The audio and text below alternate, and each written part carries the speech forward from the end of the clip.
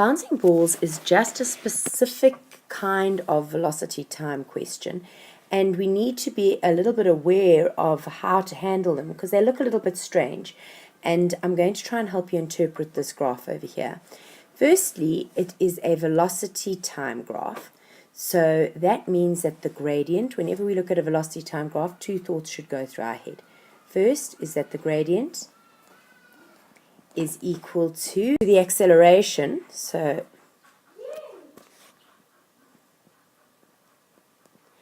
and the area under the graph is equal to the displacement.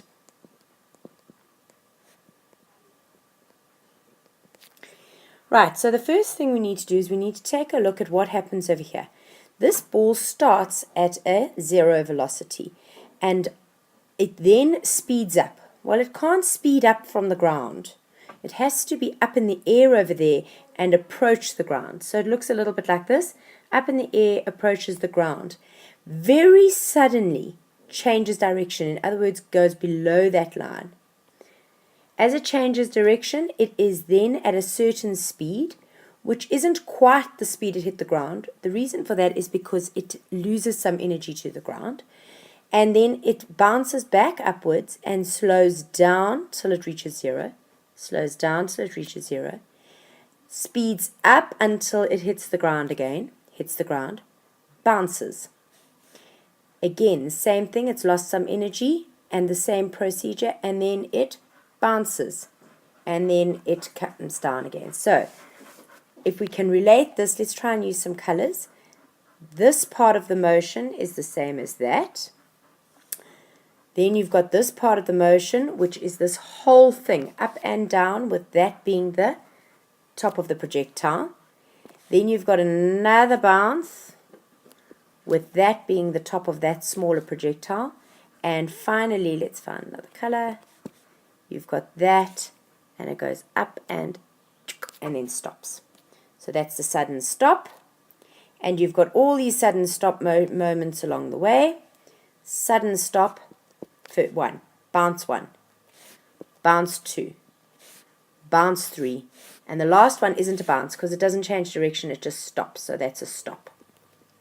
So it's not a bounce. So how many times did this ball bounce? It bounced 3 times. With what speed did the ball hit the ground for the first time? So the first time it hit the ground, at that point over there, we landed up with it being at 8. So it's going to be 8 meters per second.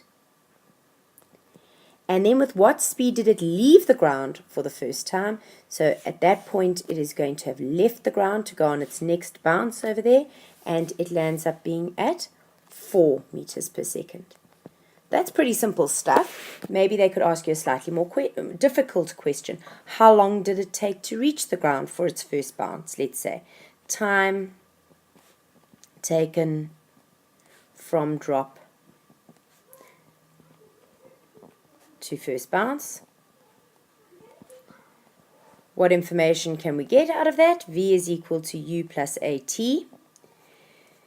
The final velocity is 8. I'm going to have to choose a sign convention, and I'm going to choose a sign convention of down is positive, because everything's happening down in my story, and up is negative. And notice I write my sign convention so I don't forget it later if I had more questions.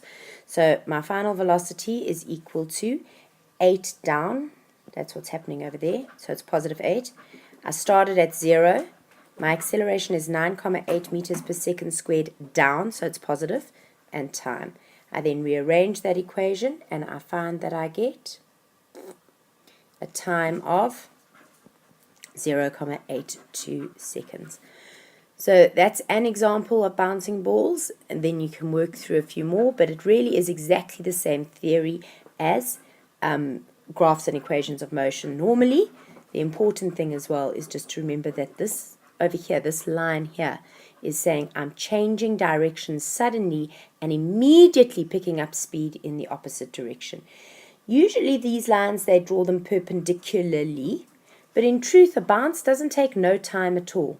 A bounce takes a split second, so sometimes they will draw them at a very slight angle. So you'll go up and very slight angle down instead of being perfectly perpendicular.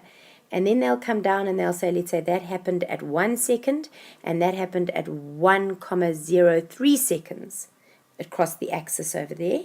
So the bounce started and then went on again. So that comes at a very, very slight angle. Both are acceptable. This is overly idyllic. I mean, it doesn't take no time for a bounce, and this is much more realistic, but obviously it's a little bit more difficult to work with, but not impossible. You just need to consider, and then they sometimes will ask you, how long did the bounce take? And then you'd have to go and look at that, and the full bounce, 1,05. The whole bounce took from 1 to 1,05, 0,05 seconds. So those are the kinds of things to look out for on bouncing balls.